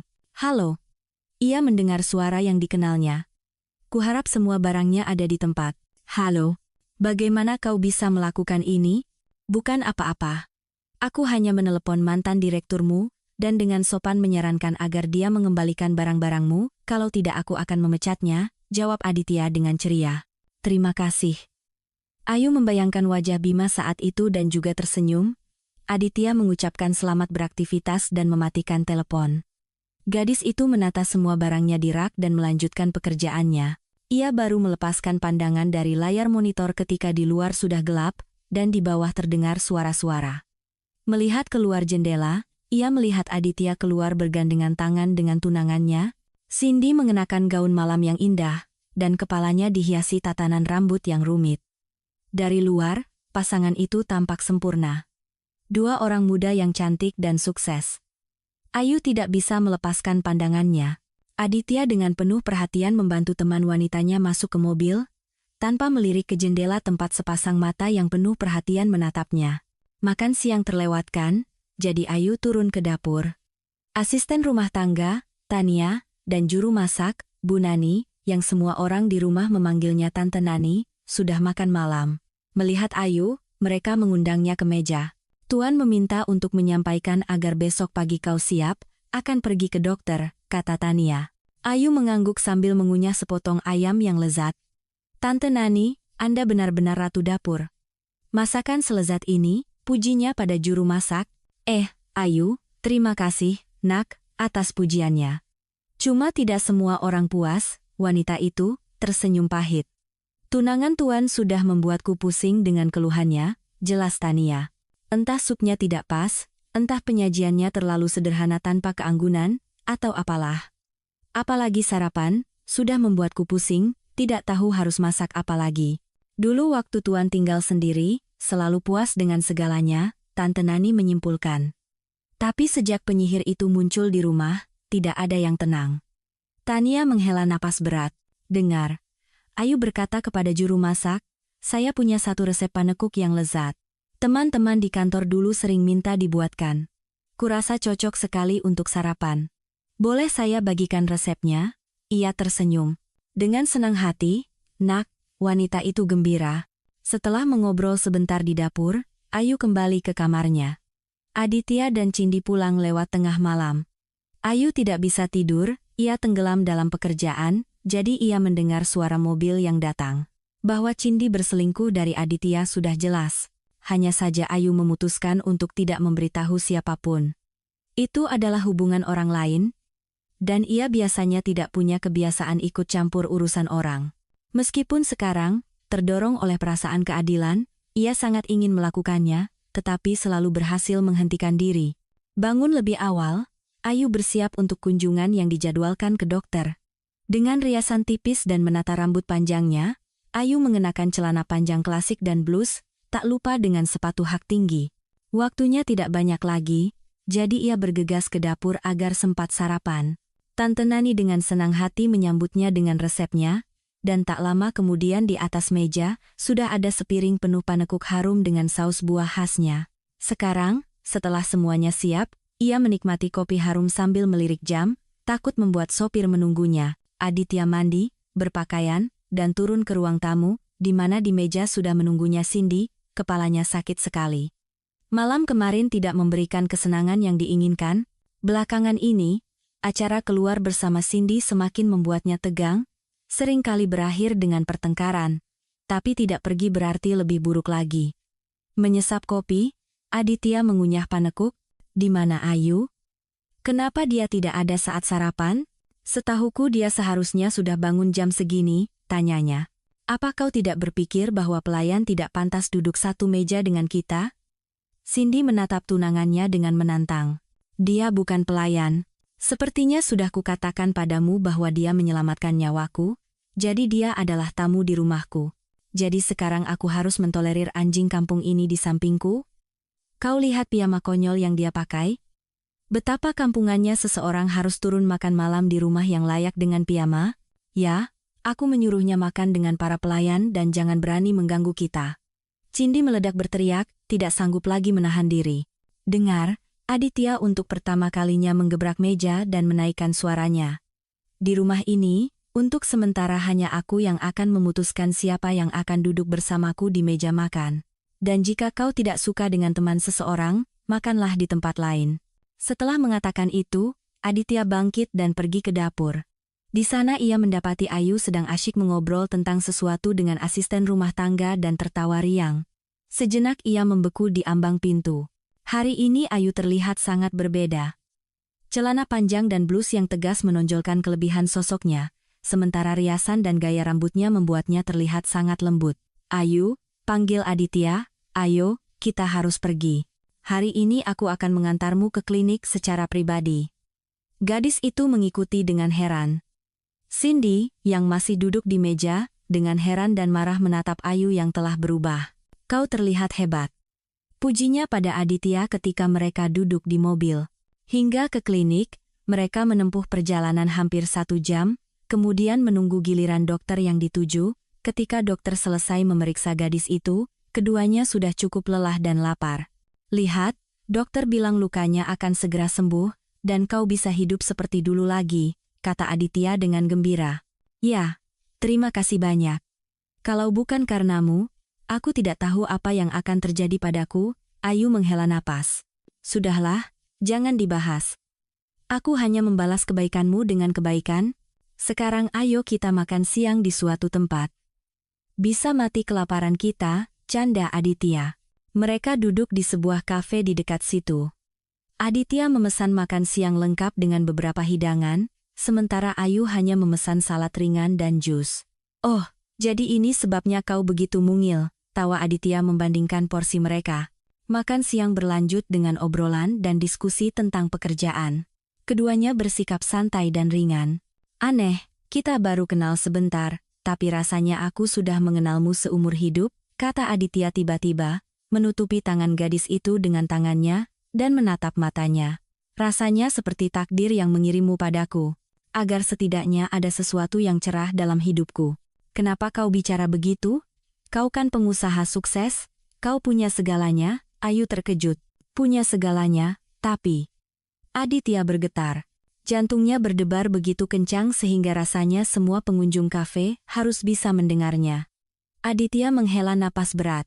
Ayo, aku perlu menunjukkan sesuatu padamu. Sesampainya di tempat tujuan, Ayu terkejut.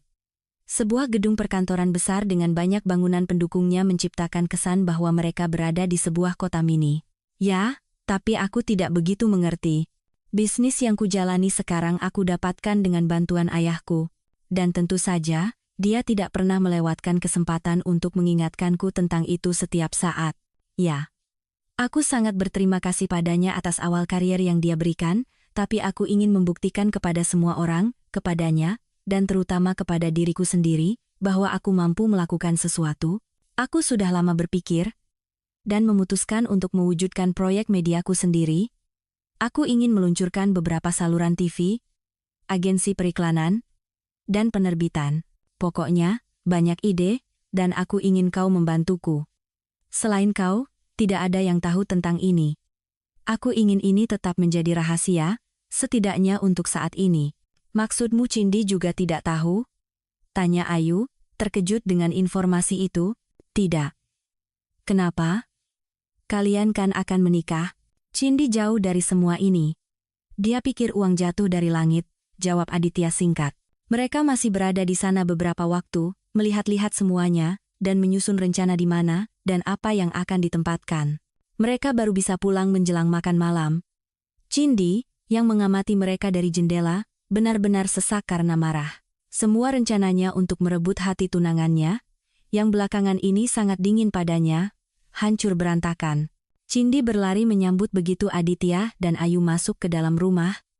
Melompat ke arahnya, ia berbisik dengan manja, sayang, aku rindu sekali. Aku tidak makan malam tanpamu, sekarang aku akan suruh siapkan meja. Ayu, kuharap Anda bergabung dengan kami. Kurasa lebih baik aku makan di dapur saja, jawab Ayu. Makan malamlah bersama kami, aku mohon, pinta Aditya.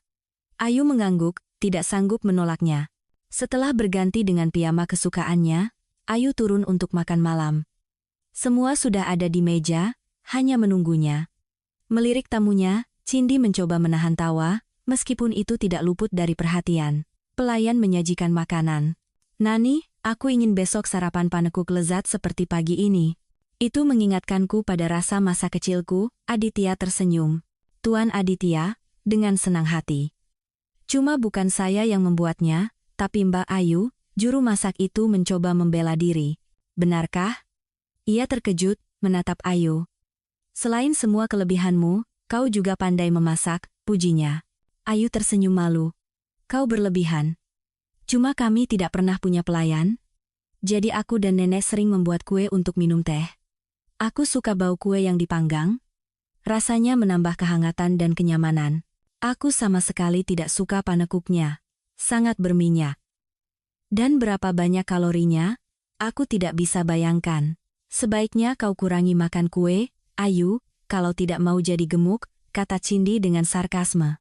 Pelayan pergi ke dapur, dan mereka yang duduk di meja akhirnya mulai makan malam, melanjutkan percakapan. Lebih tepatnya, Ayu makan dalam diam, sementara Aditya dan Cindy yang berbicara. "Ayu, boleh saya tanya, di pasar mana Anda membeli piyama konyol ini? Setiap kali saya melihat Anda memakainya, saya tidak bisa menahan tawa." Cindy tertawa dengan tidak menyenangkan. "Baju ini diberikan oleh seseorang yang sangat baik, jadi sangat berharga bagiku. Berbeda dengan Anda, saya lahir di keluarga sederhana di mana kenyamanan lebih dihargai daripada pamer pakaian dan kemewahan. Maaf, saya akan pergi, saya sedikit lelah." Ayu keluar dan cepat-cepat menuju kamarnya. "Kenapa kau selalu mengganggunya? Apa kau tidak bosan?" tanya Aditya. "Aku hanya bertanya. Aku tidak tahan dengan gadis-gadis desa ini, dan kau, apa kau lupa bahwa aku juga dari provinsi? Mungkin kau mau menertawakanku juga?" Ayu punya pendidikan yang bagus, pengalaman kerja yang hebat, dan hati yang suka menolong. Apa yang bisa kau lakukan? Aditya meninggikan suaranya. "Mungkin kau mau menukarku dengan si kampungan ini? Kau bawa dia ke sini, sekarang semuanya jelas. Semoga kau tidak menyesal." Setelah mengatakan itu, Cindy keluar dari meja makan. Aditya tidak bisa tidur. Malam ini ia tidur di ruang tamu, Ayu tidak keluar dari pikirannya. Bersamanya terasa mudah dan nyaman, bisa menjadi diri sendiri. Dan lagi, ia sangat tertarik padanya. Beberapa hari terakhir mereka banyak menghabiskan waktu bersama. Mungkin bahkan di rumah sakit ia sudah menyadari bahwa Ayu bukan sekadar orang kebetulan dalam hidupnya. Pagi harinya, Aditya bangun dengan kepala berat, ditambah lagi dengan telepon dari ayahnya yang dengan suara tidak senang memintanya bertemu. Hari itu, sepertinya akan padat. Belakangan ini, berkomunikasi dengan ayahnya tidak menimbulkan emosi positif, hanya omelan dan tuntutan. Itulah sebabnya Aditya memutuskan untuk memulai bisnisnya sendiri, dari nol, tapi untuk saat ini, tidak ada yang boleh tahu kecuali Ayu. Hanya padanya ia bisa percaya. Belakangan ini, gadis ini tampak seperti secercah cahaya dalam hidupnya yang kelabu. Semakin banyak waktu yang mereka habiskan bersama, dan setiap hari Aditya semakin menyadari bahwa gadis ini menariknya semakin kuat. Kesederhanaan dan spontanitasnya, dipadukan dengan etos kerja yang luar biasa, benar-benar membuatnya kagum. Ia begitu menyatu dengan proyek baru itu sehingga ia benar-benar hidup di dalamnya, menawarkan banyak ide cemerlang. Gedung perkantoran besar di pusat kota itu tampak menonjol di antara pusat-pusat bisnis lainnya. Ayahnya suka pamer, berbeda dengan putranya yang, sekeras apapun ia mencoba, justru menyukai kesederhanaan dalam segala hal. "Ada urusan mendesak apa?" tanya Aditya sambil masuk ke dalam ruangan yang luas. "Aku tidak akan berbelit-belit, langsung ke intinya saja. Kemarin Cindy meneleponku, mengeluh." Pria itu berhenti sejenak dan menatap putranya dengan penuh tanya. "Oh, jadi begitu?" Aditya tersenyum sinis. "Dan kau memutuskan untuk menjadi penengah dan mak comblang, benar begitu? Jangan berlebihan. Nasibmu bukan tidak kupedulikan. Jika kau melakukan hal-hal bodoh, siapa yang akan menuntunmu selain ayah kandungmu? Apa ayah tidak merasa bahwa waktu untuk mendidik sudah lama berlalu? Dan anak laki-laki yang saat itu lebih membutuhkanmu sekarang, sudah cukup dewasa untuk memutuskan urusan pribadinya sendiri, jawab Aditya dengan kesal. Jangan bodoh, nak. Cindy adalah pilihan ideal untukmu, dan koneksi ayahnya akan membuka banyak pintu bagi kita. Lagi pula, gadis itu jatuh cinta padamu, kenapa kau membawa gelandangan ke rumah? Aditya menatap tajam ayahnya, dan nyaris tidak bisa menahan diri untuk tidak berteriak. Ayu bukan gelandangan, tapi gadis yang sangat cerdas dan baik, yang kalian semua masih harus banyak belajar darinya. Dan siapa yang akan kubawa ke rumahku, itu keputusanku sendiri. Ia berdiri dan berjalan menuju pintu keluar. Berbalik di ambang pintu, ia berkata, kuharap kita sudah saling mengerti. Setelah mengatakan itu, ia keluar dari ruangan ayahnya. Di hatinya terasa tidak enak. Ia tidak ingin melihat siapapun, hampir tidak ada. Masuk ke mobil, ia pergi ke tempat di mana ia berencana untuk mengorganisir proyek barunya. Ayu ada di sana, pekerjaan berjalan lancar. Gadis ini penuh antusiasme, Aditya melihatnya membungkuk di atas kertas-kertas, dan tanpa sadar mengaguminya. Aneh, tapi hanya di dekatnya ia merasa tenang, terutama belakangan ini. Menuangkan 2 cangkir kopi, Aditya mengetuk pintu ruangan. Ayu tersenyum. Bisa masuk tanpa mengetuk? Kau kan pemiliknya, kau begitu asyik. Aku tidak ingin mengejutkanmu. Lagi pula, kau begitu cepat memahami pekerjaan sehingga sekarang aku merasa kaulah bosnya di sini, bukan aku. Aditya tertawa. Setelah minum kopi, mereka mulai membahas masalah pekerjaan. Ayu telah menemukan beberapa spesialis hebat, termasuk dari tempat kerja sebelumnya. Selain itu, ia telah mengatur pertemuan dengan perwakilan perusahaan pembuat peralatan yang mereka butuhkan. Aku juga sudah memikirkan desain ruang kantor, dan menyiapkan sketsanya, agar kau bisa lihat. Ayu menyerahkan sebuah map. Kau luar biasa. Tuhan sendiri yang mengirimmu padaku, tidak salah lagi. Aditya mendekati Ayu, mengambil tangannya. Gadis itu terdiam, ia juga, tanpa melepaskan pandangannya dari bibirnya. Keinginan untuk menciumnya begitu kuat sehingga ia nyaris tidak bisa menahan diri, takut akan reaksinya. Tiba-tiba telepon di sakunya berdering keras, Aditya mengangkat telepon, berjalan ke jendela. Dari wajahnya yang pucat dan kegugupan dalam suaranya, Ayu mengerti bahwa sesuatu telah terjadi. Ibuku sakit. Mereka menelepon dari rumah sakit, aku harus segera ke sana. Tentu. Jika butuh bantuan. Ayu tidak sempat menyelesaikan kalimatnya. Aku ingin kau ada di sampingku, tolong. Aditya memegang tangannya.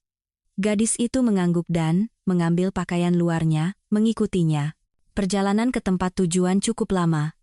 Meskipun musim hujan akan berakhir, cuacanya benar-benar ekstrem. Hujan lebat menutupi jalan, melumpuhkan lalu lintas. Di beberapa bagian jalan, telepon Aditya berdering beberapa kali, tetapi ia terus menolaknya. Akhirnya, ia berhasil menghubungi dokter yang memberitahukan bahwa ibu Aditya mengalami serangan jantung. Setelah menjelaskan situasi, dokter mengizinkan kunjungan besok pagi, karena wanita itu sudah sadar. Tidak ada gunanya kembali sekarang. Jalanan benar-benar terhalang, Aditya berkata kepada teman wanitanya. Kita menginap di apartemen ibuku, jika kau tidak keberatan. Tentu saja Ayu tidak keberatan. Ia sudah tidak bisa membayangkan hidupnya tanpa kehadiran pria ini. Aneh. Baru saja ia merasa mencintai Bima, dan sekarang pikiran tentang Aditya ia coba usir, karena ia punya tunangan.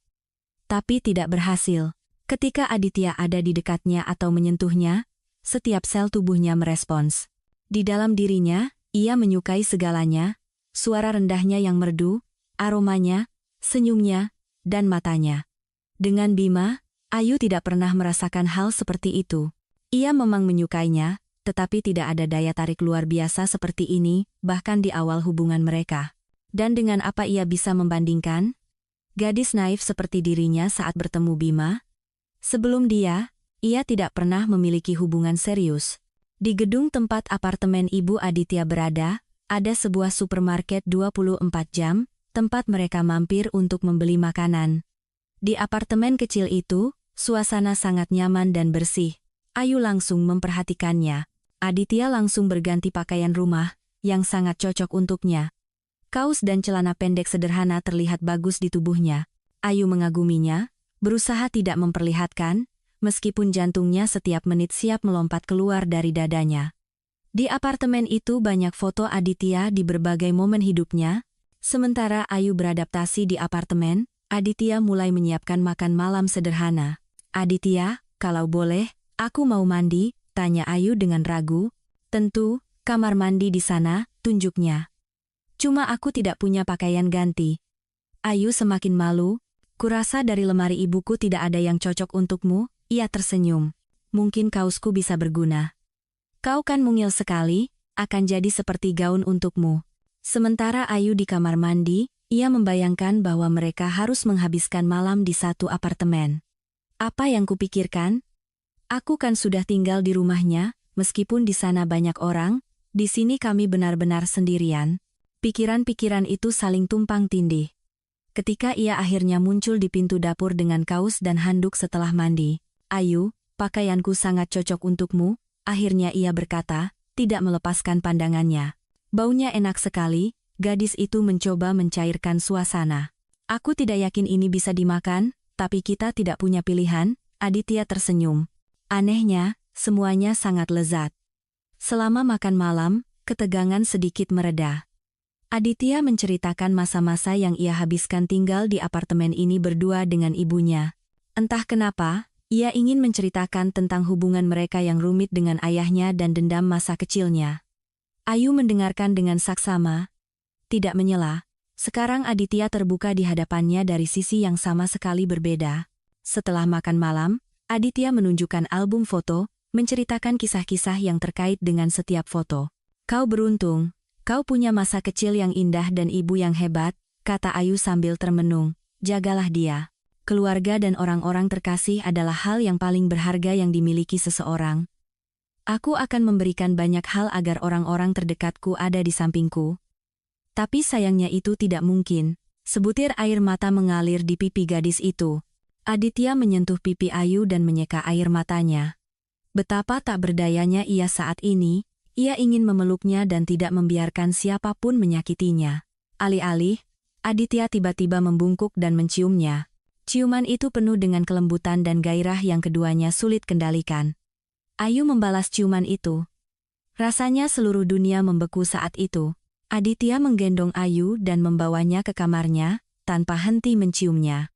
Dengan lembut meletakkannya di tempat tidur, ia bertanya, "Kau yakin menginginkan ini? Satu kata darimu dan aku akan berhenti."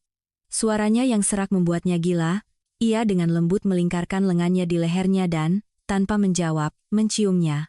Malam itu, hanya milik mereka, dan bukan milik siapapun. Dan kedekatan mereka bukan hanya fisik, rasanya seperti jiwa-jiwa yang sejenis telah bersatu. Bangun pagi, Aditya melihat Ayu yang tertidur di bahunya. Dalam tidurnya, ia bahkan lebih cantik. Malam ini ia tidak banyak tidur dan banyak berpikir.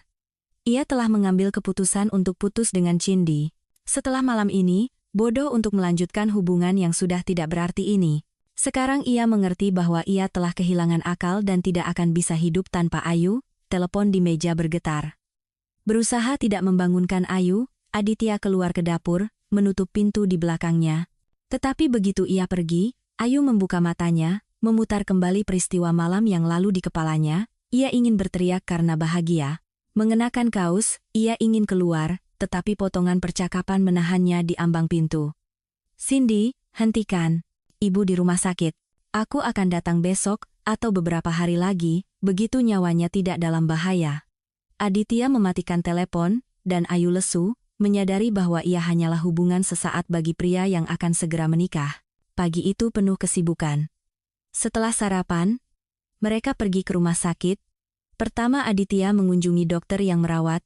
Kemudian mereka masuk ke kamar ibu Aditya. Wanita itu lemah, tetapi sangat senang melihat putranya. Dan ketika Ayu memutuskan untuk meninggalkan mereka berdua, wanita itu berkata, "Kau bersinar sekali, Nak.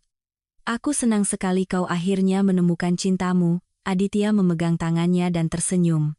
Mereka tinggal bersama selama 2 hari lagi, sampai dokter memberitahu bahwa nyawa ibunya tidak lagi dalam bahaya. Pagi-pagi sekali mereka tiba di rumah. "Aku akan bicara dengan Cindy hari ini juga, menjelaskan bahwa kita harus putus," kata Aditya saat masuk ke dalam rumah. Tetapi di ruang tamu, tunangannya sudah menunggunya. langsung melompat ke dalam pelukannya, mengatakan betapa ia sangat merindukannya. Melemparkan pandangan menghina ke arah Ayu, ia mencium Aditya yang bingung di bibir. Ayu bergegas ke kamarnya. Tetapi tak lama kemudian ia mendengar ketukan. Itu adalah Cindy. Kau mau merebut tunanganku? Kau tidak akan berhasil. Tahu kenapa? Aku sedang mengandung anaknya. Anak kami. Mengerti? Dan semuanya baik-baik saja sampai kau datang ke rumah ini. Kurasa kau sendiri mengerti bahwa kau adalah orang ketiga yang tidak diinginkan dan akan membuat kesimpulan yang benar. Dengan kata-kata itu, Cindy meninggalkan kamar yang terkejut dengan berita itu. 2 jam kemudian, barang-barang sudah dikemas, dan Ayu menunggu taksi. Tiba-tiba seseorang menyentuh bahunya. Ayu, ia mendengar suara yang sangat dikenalnya. Tidak perlu, Aditya. Jangan katakan apa-apa. Aku harus pergi. Cindy benar, aku adalah orang ketiga, dan ini akan lebih baik untuk semua. Anak adalah hal yang suci. Aku tidak akan pernah melangkahi itu. Suara Ayu bergetar. Maafkan aku bersumpah, aku tidak tahu, sungguh. Tapi aku ingin bersamamu. Aditya menatap matanya dengan harapan. Maaf, aku harus pergi, taksi sudah menunggu. Dan jangan khawatir, aku tidak menolak untuk mengembangkan perusahaanmu, tapi akan lebih baik jika kita tidak bertemu. Akan lebih mudah bagi kita berdua. Ayu berbalik dan berjalan menuju taksi. Aditya tetap berdiri, melihat kebahagiaannya pergi.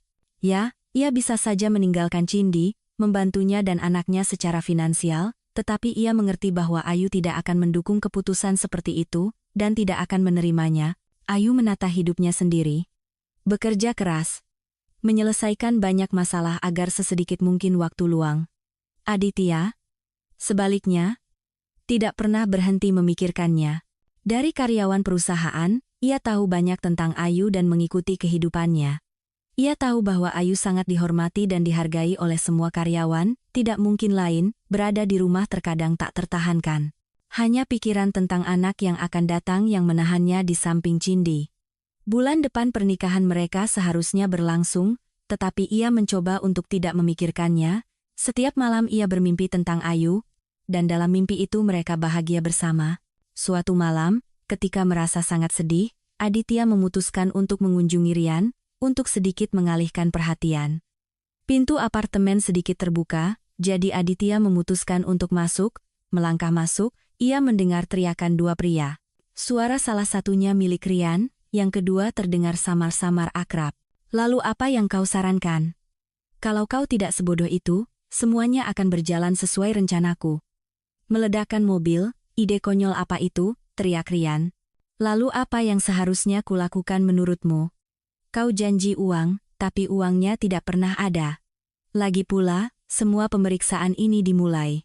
Dia akan segera menemukan kebenarannya, dan siapa yang akan disalahkan? Kau tentu saja akan aman, tapi aku sudah memintamu untuk menunggu sedikit lagi. Dia percaya padaku 100%, tapi kita harus bertindak hati-hati. Dan setelah insiden mobil itu, dia mulai mengawasi segalanya dengan ketat dan mengendalikan semuanya. Aku terpaksa bersembunyi, kata Rian. Bagus. Dan sekarang setelah semua pemeriksaan, aku dipecat. Cindy meninggalkanku. Padahal dia hamil anakku. Dia bilang tidak mau bersama orang miskin. Dia bilang anak itu anaknya Aditya, padahal kami saling mencintai, tapi uang menentukan segalanya.